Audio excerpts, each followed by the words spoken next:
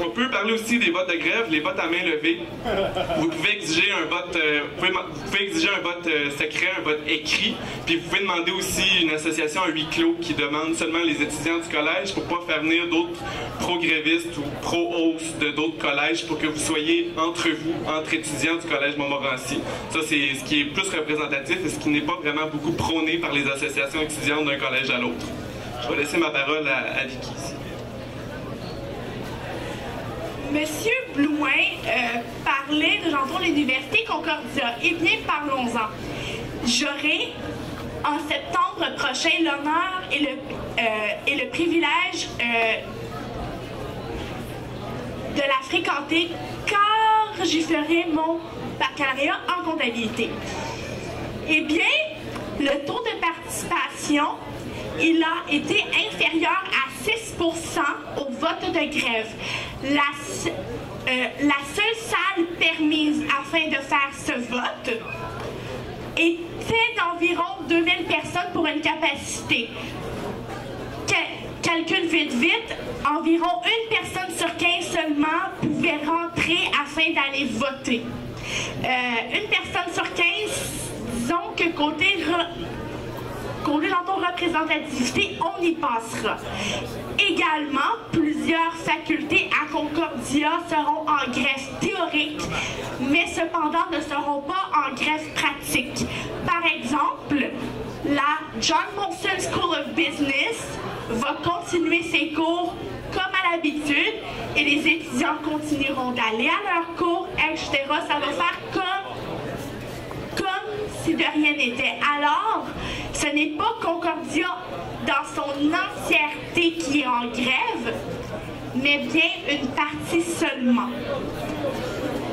Également, cela est vrai que le vote sera secret, cela est vrai qu'il y a bel et bien un protocole d'entente en place. Cependant, ce n'est pas partout comme ça. Par exemple, au Vieux-Montréal, ça s'est fait à vote à main levée également. Cependant, certains cégeps, universités qui ont refusé d'entrer en grève. Cégep Vanier à Montréal a refusé d'aller en grève. L'École nationale d'aérotechnique a refusé d'aller en grève. HEC a refusé d'aller en grève. Sciences, gestion à l'UQAM a refusé d'aller en grève. Département de mathématiques à l'UQAM a aussi refusé d'aller en grève. Ce qui veut dire que cette option, elle est possible et bien sûr légitime.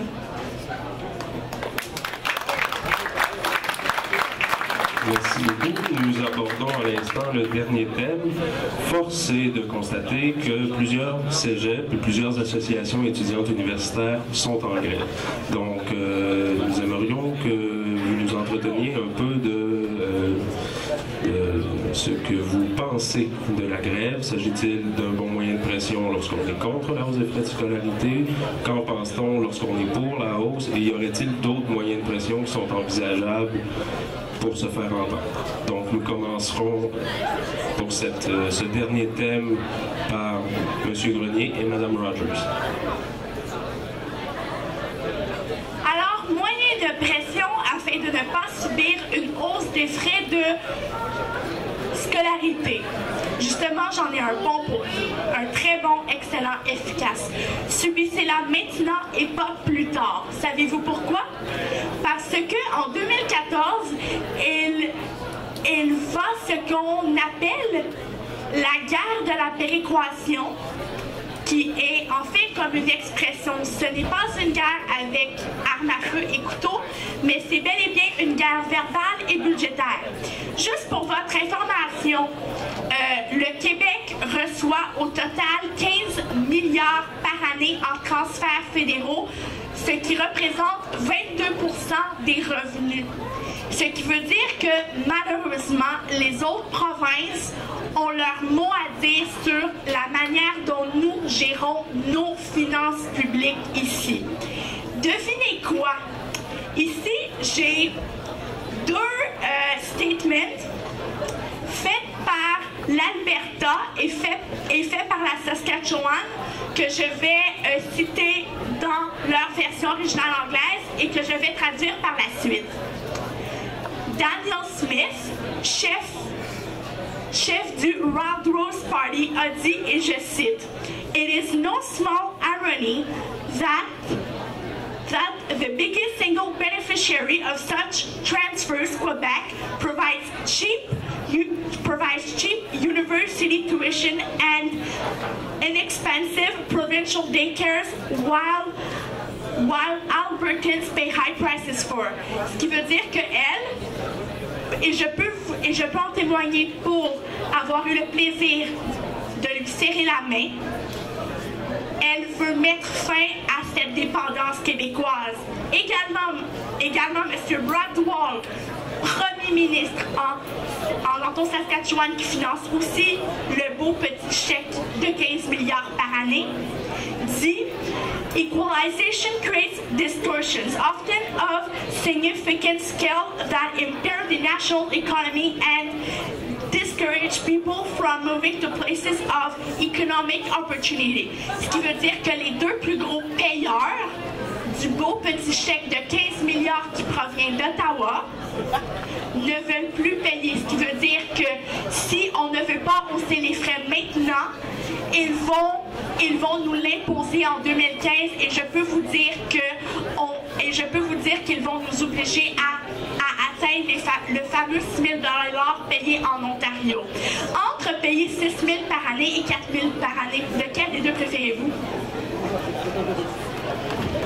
Quand on parle aussi des moyens de pression utilisés, j'étais moi-même pour la grève et contre la hausse au départ quand on en a discuté en novembre dernier avec mon association étudiante.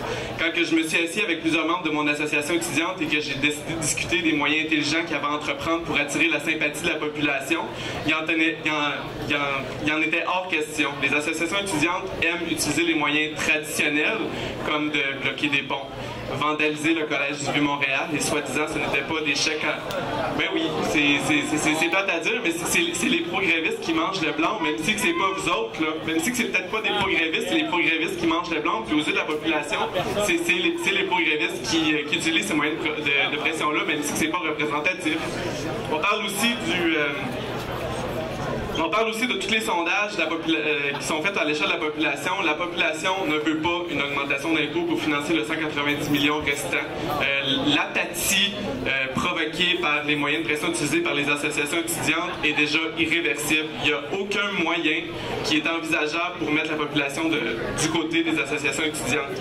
Le mal est fait. Puis il y a aussi ce qu'on appelle le noyautage syndical, puisque les syndicats appuient ces associations étudiantes-là. Puis les syndicats, on sait que je ne veux pas trop généraliser, mais veulent de plus en plus de conditions de travail qui les amènent un peu à avoir plus d'avantages sociaux avec des plus gros salaires, ce qui est vraiment l'affaiblissement du gouvernement actuel de la province du Québec, qu'il soit péquiste, libéral, adéquiste ou whatever. Donc, je pense que les moyens de pression utilisés sont vraiment pénibles. Tout le monde en paie le prix. Puis finalement, en bout de ligne, c'est vous qui allez devoir reprendre vos cours en cours d'été en début de la prochaine session, puis ralentir votre diplôme d'études collégiales ou universitaires. Quand on parle de la retard de mise en marché, oui, plusieurs d'entre nous sont pris en otage. Et il faudra conclure sur cette phrase, peut-être. Plusieurs d'entre nous, on est pris en otage par les moyens de pression. Mais vous en paierez le prix réel des moyens de pression utilisés.